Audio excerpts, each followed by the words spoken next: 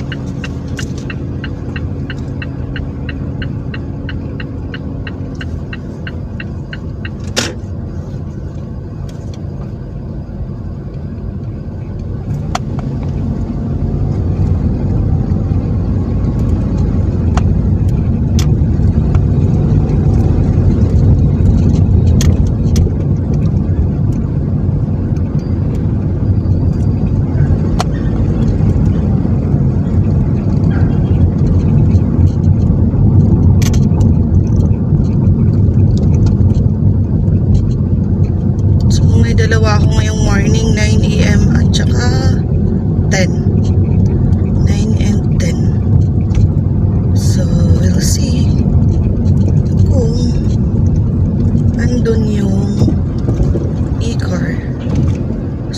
Babalik pa ako ng Bunlo para doon. Kaya wala namang shortcut doon.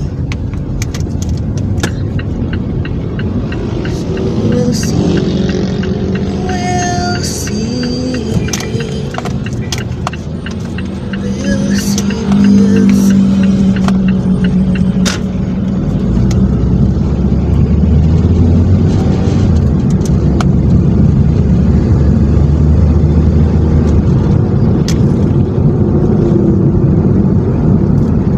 Today is Tuesday. It's Tuesday morning. Good morning mga ka-friendables. July 28. So, anong topic ngayon? Anong masasabi ninyo sa SONA ng yung presidente kahapon?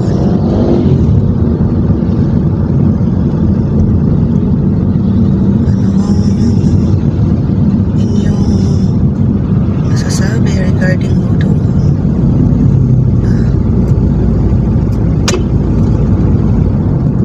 So, ano yung mga sinabi niya.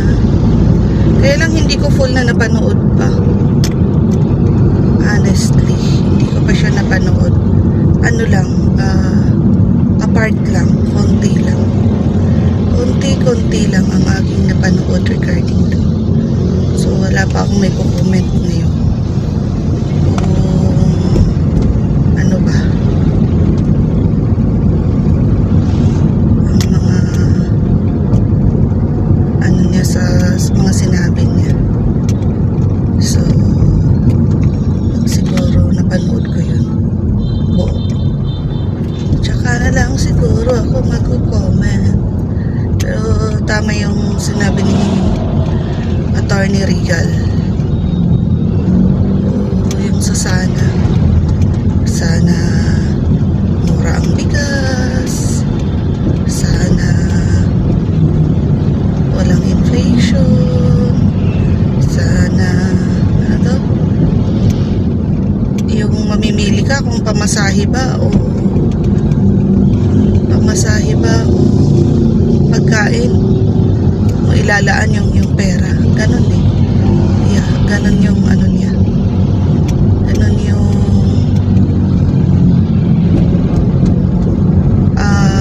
ganon yung sa kanyang sinabi. Sana maparusahan na kung sinong dapat maparusahan.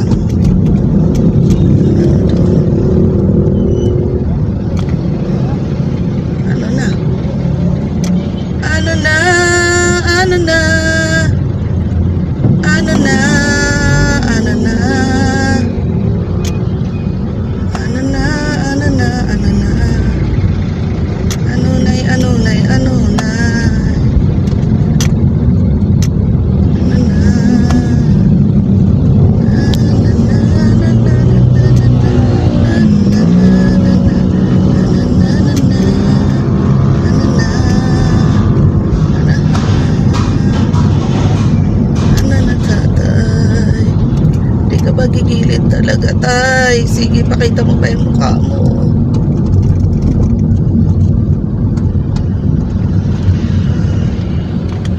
Sige lang. Nakapasok ka na eh. Magawa natin. You're in already. So yun.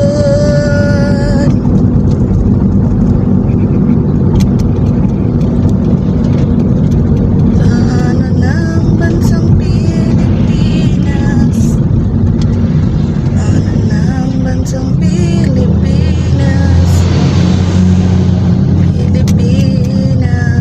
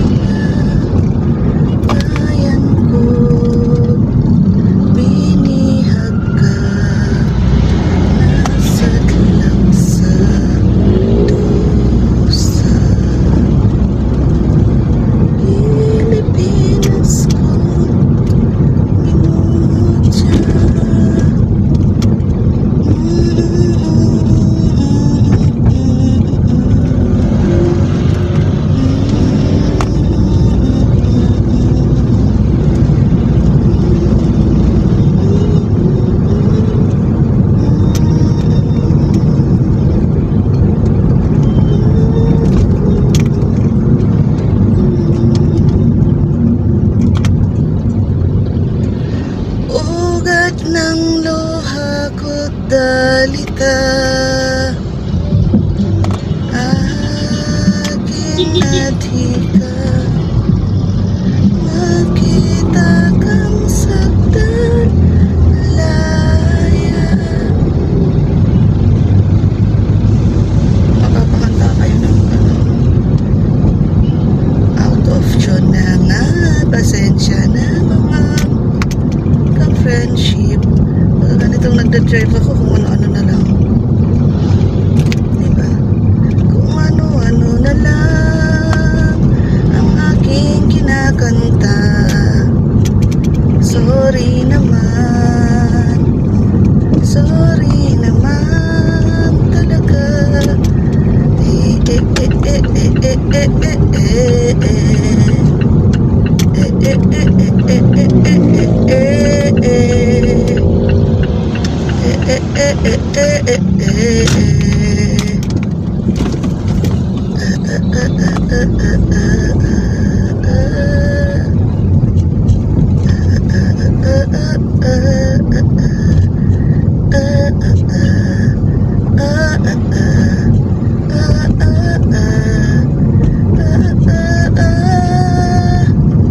Kapuso,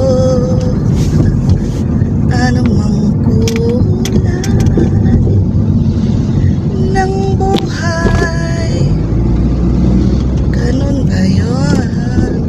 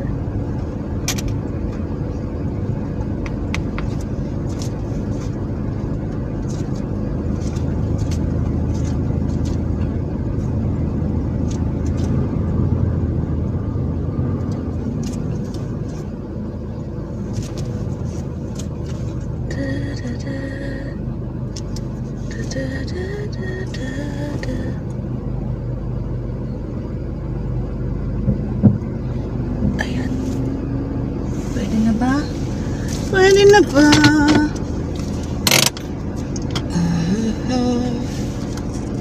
Dito na tayo, dito na tayo. Okay na yan. So, paano? Here we are sa church na.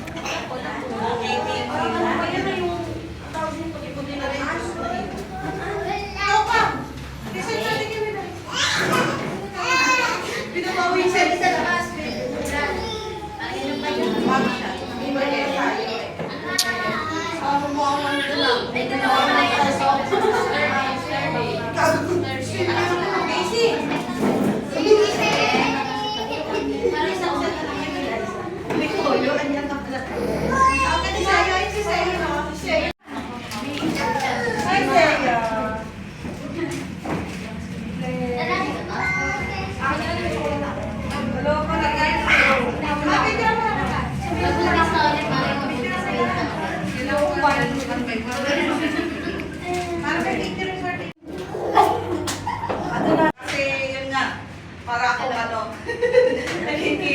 ako sa mga party, no? Big crasher. Kasi nga po, mahirap po kasi mag-ipon ng tao. Kaya yun, pagka may mga ganitong pagkakataon po, sumisigit po kami. Activity po ng sa kanila po sa LGU po sa peso, sa LGU po ninyo. So yun nga po, kung alam po naman po na napabalitaan po ninyo yung regarding po sa mga nangyayari po sa schools. Yun po yun. Hindi nga po namin lahat naiipon po kasi sa eskwelahan ng mga magulang. So mga anak lang po kasi ang naiipon po talaga namin at napagsasabihan. Kaya lang hindi namin alam kung naipaparating po sa inyo bilang mga magulang. Kaya yun, umaano na lang po kami sa mga ganito. Pagka may naipon, pupunta na po agad. So yun nga po, sa bullying po kasi may ibang klase po yan. So bibigyan ko naman po kayo ng kopya para mabasa po ninyo. So meron tayong physical, social, verbal at saka psycho. Verbal naman po yung mga namura po sila, napahiya, yung mga ganyan. Tulad din lang sa social din po yun. Magkaano po kasi sa verbal at saka social. So, ang gusto ko rin pong i-differentiate yung dalawa na, halimbawa, kami po, magkaibigan po kami sa loob ng school. Nag-aasaran tayo. Sinabihan mo akong mataba, kamukha ko takure. Eh, syempre, naasar ako. Nasasabihin ko, binuli po niya ako. Papasok po ba yung sa bullying? Yes. Hindi mo.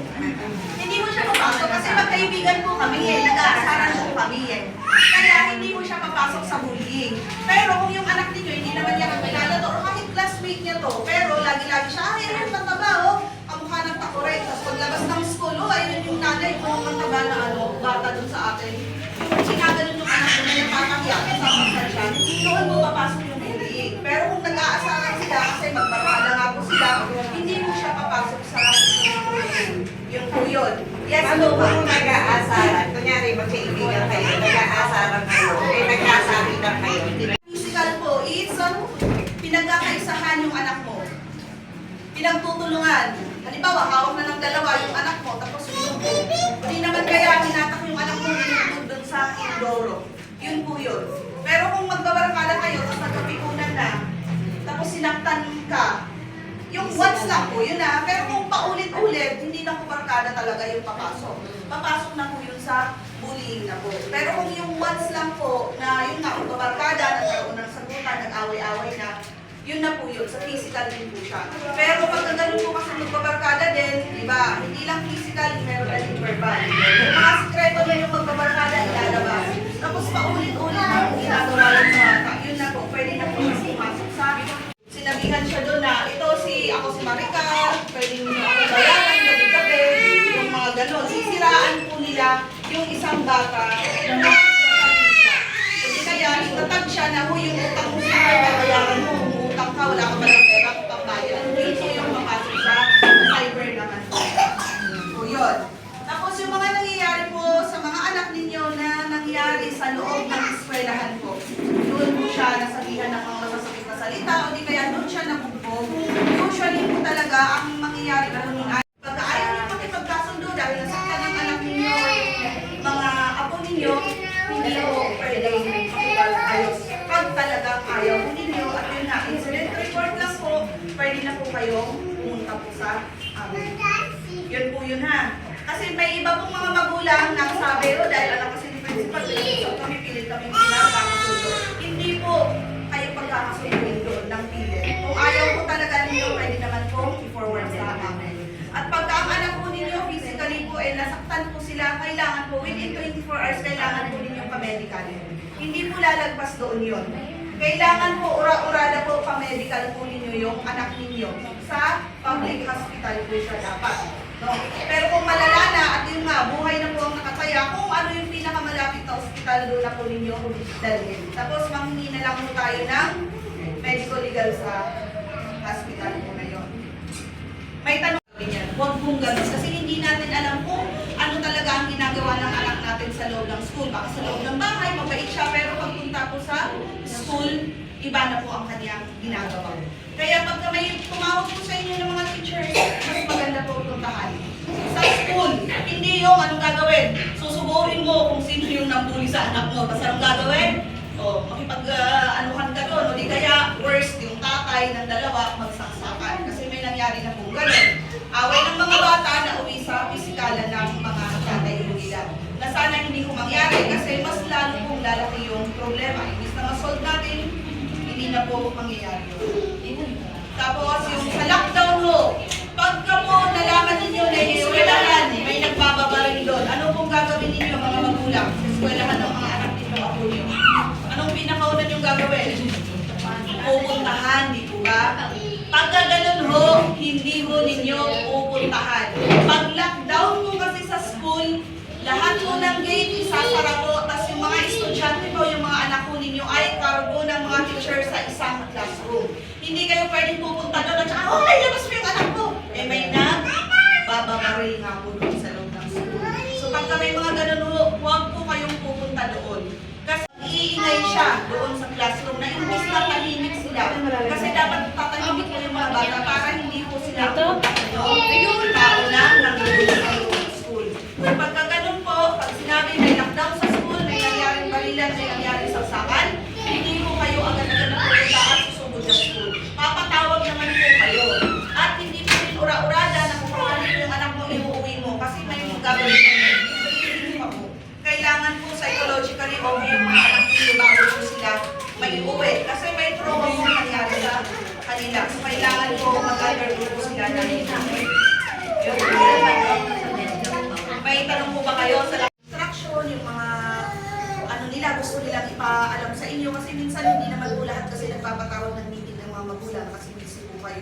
Kaya yun po, tingnan po ninyo sa page ng mga eskwelahan po ng mga anak po ninyo. So, wala na pong tanong?